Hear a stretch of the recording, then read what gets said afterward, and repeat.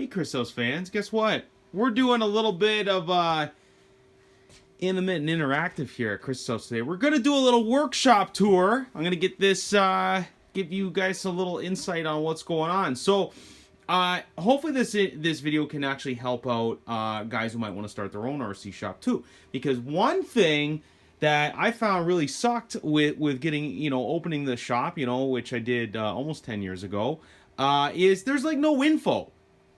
There's no info on how to set up a shop and what you need. And now a lot of people are like, wow, how hard can it be? It's RC cars. Well, I'm going to show you a lot of neat little tricky things and show you kind of the ins and outs. But I'm going to give you a little insight, right? Like, or a little comparison, right? You want to open up an automotive garage. Great. One of the Snap-on guys, Matco, Mac, they'll come visit you in their tool trucks. They'll sell you everything.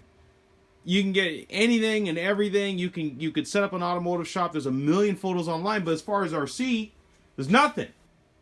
You want to open up a go-kart shop. Great. You want to open up a skate repair shop. All right. Look at this. First of all, you need a big, dirty sign. Now, I got this off Kijiji several years ago from a really great man. He's a nice guy. Gave me actually some good advice that I held on to. It's funny how that happens, too. Sometimes some of the best advice you can get in life is from a stranger, somebody you do a little bit of business with, and there you go. So, okay, so the first thing is we got a big, dirty 12-volt power supply. Now, this guy's around 100 amps. My buddy Paul hooked me up with this years ago, and it was a great hookup. Now, buying one of these things, they're a few $100. But what we do with it is we power off one of these rails right here, okay? Sorry, we got these two little distribution blocks down there, red for the positive, black for the negative, and from that, we actually split off the two chargers, so we got these two MRC Super Brains. Now, I know some of you out there will be like, holy crap, those things are old. Yeah, they're freaking old, and they don't have balance on them, but they do what we need, and they work really good. And then we got this little board here, turn things off and on, okay? So we can hook up other 12-volt accessories, which is really cool. Up underneath, we got a couple of big, dirty power strips, okay? And sometimes I run out of cords on them, all right? Runs out of plugs. So we run a couple of, we run a whole bunch of different chargers, and we got a bunch of different drills. I'm going to show you some of our power tools here. So we just use these little guys. Now, if you're from Canada, that's where we're from, you get these little Mastercraft drills. They're like $4, or sorry, they're 4 volts, and they go on for like 20, 30 bucks. They're great. And you know what? They got a little light. They work well. If we need something with a little bit more juice, we use these. Now, I don't think you can get these anymore. These are Dremel 7.2 volt lithium ion drills. These things crack off. Like, I mean, there's not much I can't do with one of these. So, but and it's variable speed, which is nice, right? Give a little bit more, and it goes where with these drills, it's one speed, okay? So a little bit of nicer control there. The other thing, we use a nice 14 volt drill. This is more of a high speed drill. That's great for, kind of big disassembly if we got to take apart a car real quick to get to a part. We actually have two other drills we're not even going to show you because they're kind of redundant and similar to this guy. We also use a little mini impact. This is a Makita 10.8. This is old. This is almost 10 years old. But this guy works great, especially if we're working on 5th scale wheels, taking out big parts, exhaust, stuff like that. Then we got this guy. This is actually a trade with a customer we have. This is a Delta Regis tool, and you can actually adjust the torque on it, which is great by this. And you put a bit in, it's got a 1/4-inch drive, and this thing works great. I've had this for about 7 or 8 years, and it is one of my most coveted tools. It is a very limited torque and very high speed. It is great. You just got to use good bits. Let's get to bits. This is the only bit set to buy. Team Associated, okay? I'm giving them a nice shout out there because their bits work, and we have all kinds, and this is just what we have right here, okay? We also use the Team Associated nut drivers as well for wheels, okay? And some other pesky chores like tightening down clutch slippers, stuff like that. As far as like good Phillips drivers, we use like DeWalt's. We use a couple other brands of drivers for that, but the Hex, the 6-sided guys, we're in Allen, we're using Team Associated. These little guys, these are called step drill bits. These are real great. We use this for doing, drilling out holes sometimes in bodies, or just general, if you need to make something a little bigger, here you go, and it's aggressive. It works really good. Let's go to rotary tool guys for a minute. We use Dremel styluses. These are getting a little bit old. These again are like 7.2 volt. What's nice is you turn it on and we can adjust your speed really easily just at the end. I can do that all one-handed, okay? So these work good. We got a pair of those and a pair of those Dremel drills over there. As far as the other electronics go, we use a super cheap out, you know, $30 eBay special for a soldering iron and a heat gun. We used to have the big bulky heat gun, which we still have for big applications down there. But we use this little guy now. So you pick it up off the holster, and it is good to go. Hear it? It's quiet. And when you put it down, cools down automatically. The soldering iron works really good too. Put a little water in there. That's another little sneaky trick. We just take a water bottle, take a soldering iron, put a little hole in it, and guess what? You always got water so your sponge doesn't dry up. Now, we've had this for about a year and a half now, and it was like 30 bucks, 40 bucks, and it's fully variable, and it works really well. A lot of you guys out there, like we used to run Weller, we used to run Hacko. I don't know. They were bulky, they were crazy expensive, and they didn't last as long, so... And sometimes I was guilty of leaving the iron on a little bit, but whatever, it's all good. Let's talk about organization, okay? So we use a lot of these bins. Now, you can get these from Canadian Tire, you can get these from Princess Auto, and also Stack-On make really good ones too, okay? Now, a lot of this is for retail stuff, okay? Like for pinion gears, we have, you know, specific Red Cat gears because they run a little bit different pitch. You know, this is just one container just of frickin' gears, okay?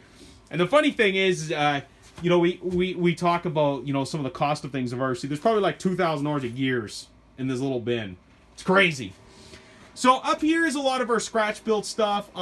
We always kind of revamp, get rid of stuff, you know, so, like, you know, things like we have small Ziploc bags. And if you're wondering how we put all the labels on stuff, well, we actually use a Dymo twin turbo printer, which works really great. You download all the software online. But what this is good for is just general screws. You know, some of our more popular vehicles, like, you know, for example, the Caldera is very popular. You know, we'll just have bins of screws so we can fix them and repair them quickly. And for all you shops out there, you know, find your most popular vehicles, and instead of having, you know, big dirty bins or they're all upstairs on a wall, which we have a wall of cars, you know, this works great. Now behind us, we use Acro Mills Acro bins, okay? These bins are basically medical grade, kick butt, industrial, commercial bins. I got lots of them. I put a huge investment into these. Probably spent a few $1,000 on the, you know, on how these things work. Like, check it out. So they latch into the wall, and then if I have a guy who needs a part, that we could look in there and grab what we need. So a lot of guys will say, well, why do you have, you know, bins of vehicles? Well, sometimes we'll get a vehicle, it'll have a lot of damage done, we'll have a return, we'll have something where, you know, it may be hard to get rid of the vehicle, so we'll take it apart and we'll sell the parts off a little cheaper and help guys out, right? I know a lot of the brands don't like we do that, but that's okay. Let's go back to storage here. Got these Mastercraft big cabinets. Now, you can't buy these ones anymore. These ones have the thick top. Ugh, it's grimy under there. Ugh. Stinks. Okay. So we got a nice big thick top on them. We've got 4 drawers on the left. And man, these things have been in constant action. Big dirty rags, that's gross. These things have been in constant action for, oh, I don't know, 10 years now? And they've got roller casters on them so you can roll them around. And it's got a nice big side cabinet, which I love. So we keep a lot of chemicals in there. I know it's a little hard to see. We got shrink wrap there so we can package up parts if we need to, you know, to ship something out, or if we've got something that's got, you know, liquids or fluids. Look at this. Tony organized this. I kind of made it a bit of a mess. One big thing is it's very, very tough, I find, to stay organized with all this stuff, you know. And what actually inspired me to do the video is I love Mythbusters, and one of the guys, Adam, actually has a whole bunch of videos on what he does with this garage. So I was like, you know what? Let's do it. Let's kind of show what's up. So over here, this is stuff that neither needs repackaging. We've got receivers, which are a little pricey. We keep them in the back. We got batteries for testing and test equipment, small batteries, okay? It looks disorganized, but it's actually really well organized. Shop batteries of all different kinds of connectors, and we really recommend have a bunch of batteries in case one's dead, you know, so that you can plug it into a customer's car or plug it into one of your own cars to see what's up, okay? I forgot to mention squid plugs on all of our chargers, okay? So we don't have to fumble around with adapters and stuff. That's something we had a real hard time with at the beginning, but as we got busier and busier, we needed to find a solution that worked better. Squid plugs were great. You can get them anywhere. It's awesome. So, more tool storage here. So we got this Mastercraft. This is a 36-inch top mod. We took the wheels off it just to kind of make it a little easier to, more accessible. So we got a lot of, like, you know, I know the spray foam is...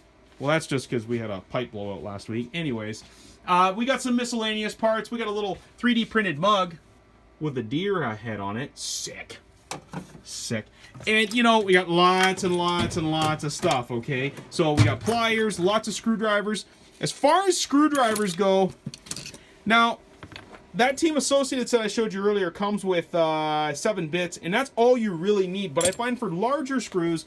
We really like these Dubro ballpoint or ball head. I don't know if the camera's going to zoom in on that, okay?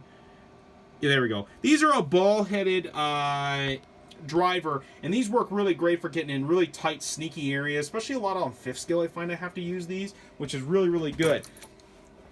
We also use these Titan. I have no idea if this brand's still around. These are, I bought these at a yard sale. A yard sale. Or if you're from, like, the UK, I guess it would be, like, a boot sale. I've heard of this. I want to go just to experience the boot sale. It's like out of the back of your car. Or is it a bonnet? I don't remember. I don't know. So, these screwdrivers here are super hard. They're just like the Team Associated. We get, and just to be clear, we do replace these bits, but we get about a year out of a bit. Which is amazing, because we use them every single day in drills like this sometimes. So, it's really good. So, we have a lot of miscellaneous tools, too. You know, just oddball size stuff. We don't actually use a lot of this stuff as much as we used to ever since we found the Team Associated sets, okay? These little bin organizers, these are from Canadian Tire, but you can get these from, like, Harbor Freight. You can get these from Sears. So, these work good. They keep kind of things more organized or look less dumpy. You know, we have a lot of sockets, drill bit, stuff like that. I'm going to give a shout out to a couple of specific tools in a minute. Yeah, more stuff. This is always the fun drawer, the battery drawer. We have lots of batteries. We like everyone to leave with a car that runs. You know, we get that question a lot too. They're like, you know, Chris, you could save money if you don't buy like $1,000 of batteries a year. Well, whatever. We spend maybe $100 a month on batteries, and guess what? We can set the car up and know that you get to go home and the friggin' thing works, you know? Miscellaneous connectors in there, and here it actually gets a little junky. We took the heat gun out from there, and I'm not going to show you the rest because I should really clean those out, okay? Let's talk about standard pliers that we use. Wire stripper is probably the most used pair of pliers I have. These are old Mastercrafts. They've lasted a long time and they work great. Channel lock is our friend. If you look in our bench, 1, 2, 3, 4, 5, 6 pairs of channel lock pliers, you know, 7, 8. So these side cutters are great for things like zip ties, cutting off plastic. It just works great, okay? These little guys are cool. Now, I got these actually on Amazon.com, and I don't mind doing shout-outs to the internet, too. I know it's a soft spot for a lot of retailers. You know, it's funny, I had this conversation last week with a guy. He goes, you know, you guys must hate the internet, you know, because you're a retailer. And I said, you know, I did. And then I understood what it's there for. It's there because a lot of retailers just don't know what the hell to do, and they don't change and whatever. But I go, you know what, I can't be mad at the internet. And he's like, well, why? And I go, you know what, I met my wife on the internet. Isn't that messed up? It's a new time, you know. It's I don't know, it's cool, you know. Like, I mean, you can do anything on the internet. We do our ordering everything's done on the internet. So I don't mind giving shouts out to, you know, eBay and some Amazon from time to time, because I mean, hey, it works out, you know. But to all those out there who like to save a buck, sometimes it's not really worth it. And that was the other part of the conversation. If I get into a rant, when I buy bicycle parts, for example, I buy a lot of my stuff from my local shop. But if I could save 80% on something, 80, and it's the identical thing, I'll probably buy it online. I'd kind of be a jerk if I didn't. But at the same time, I'm a loyal local guy. But I'm also a realistic person about it. You know, a lot of shops could never, cannot admit to that. Okay. So, anyways, this is ball cut pliers. So ball cut pliers work great. They got a little cut in the bottom, so you could sneak into the ball cut, push down. It's got this little pin on the top part here, and that actually releases the ball cut.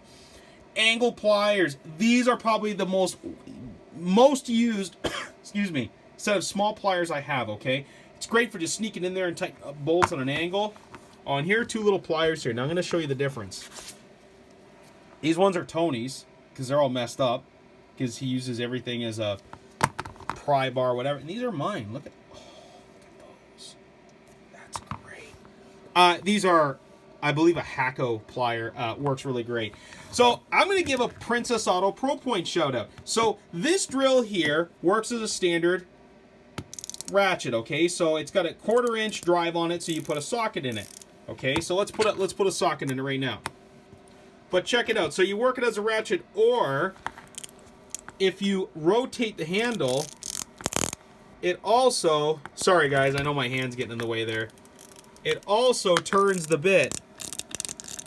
See that? And I'm actually, you know, going back and forth with it, and it's going the same way. This tool has saved me so many times, and everyone should have one. Everybody. We got, of course, magnetic parts trays. I can never have enough of those, especially for rogue body clips. See this? See this little picture here? That's the Krampus. The Krampus comes to naughty children and puts them in a burlap bag. Tie-end. We got some magnetic toolbars back here. Got the computer, which always is nice. Look at that, Chris House, good.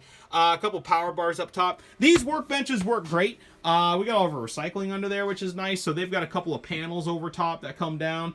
And, you know, they've got these nice sturdy drawers here, okay? So I know a lot of our stuff looks like it's full of crap, and a lot of times it is, but it's very tough. It's very tough. We work on different ways to organize things all the time. And then, of course, we have our, you know, shop computer. It's got a touchscreen. It's pretty cool. Look at that. You can see me in the background. Got the Crystal's toque, sporting it. It's good. Little computer down there, which is real good. I actually made this. I know someone's going to be like, well, you made that? It doesn't look like it. But this works great. And I got a little power bar on the side. It holds a computer and holds our screen. And our screen's actually mounted in from behind there. Works good. Okay? So that's it. The floor is dirty, but I got a couple of nice mats on here too, which is good. Charlie likes laying on them because they're dirty and they're cushy, but it makes things a lot better. So there's a shop tour. I don't know if I answered everything I wanted to put into it, but basically you need a hell of a lot of these parts bins, which are 30 bucks a piece. Get yourself some acro bins. These come in like 8 different sizes, by the way. They come in a lot smaller sizes too. Get a couple of good workbenches and just buy Team Associated drill sets, okay? Oh, and I forgot to mention Dubro. You guys make the best scissor sets. We really love them. Curve. This is good for body, stuff like that. But as far as specific tools, you don't need a lot. The big thing with opening up your own hobby shop and doing repairs, and trust me, you better be doing repairs, because you're not going to make it just selling boxes all day long. It's a nice dream, unless you're like a mega supply retailer. You know, you're moving 100 kits a day, but I don't know what kind of staff you have. But anyways, you got to do repairs. Repairs are a big thing of it. It occupies about 1/3 of our main floor. So if you guys have questions, you guys want me to focus on a specific tool, let me know. And click up to the top right to subscribe. We do little shootout videos, you know, car comparisons. We'll do little car reviews, you know, static car reviews, nonetheless. But if you guys have any questions, let us know. We'd love to answer them. Post your comments below, or click up to the top right to subscribe. Click up to the top left, up there, and that will show you some other videos. Remember, top right to subscribe. Okay, guys, have a great day.